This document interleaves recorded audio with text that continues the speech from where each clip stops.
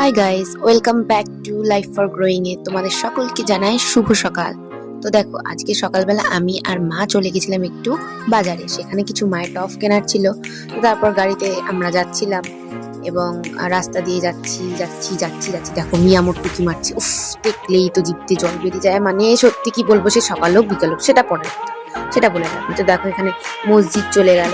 হ্যাঁ, তো মানে কি বলবো, আজকে সকালবেলা পড়া ছিল, এবার সেখান থেকে আমি যেতে পারিনি।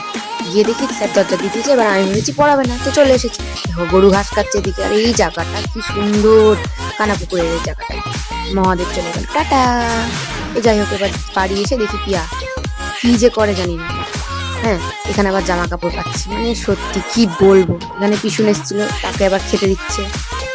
এই হচ্ছে অবস্থা। এখানে আমি আবার শীতের মধ্যে কি হাত ধো, এটা পিয়াই খাইয়ে দিচ্ছে বেগুন ভাজা আর রুটি দিয়ে।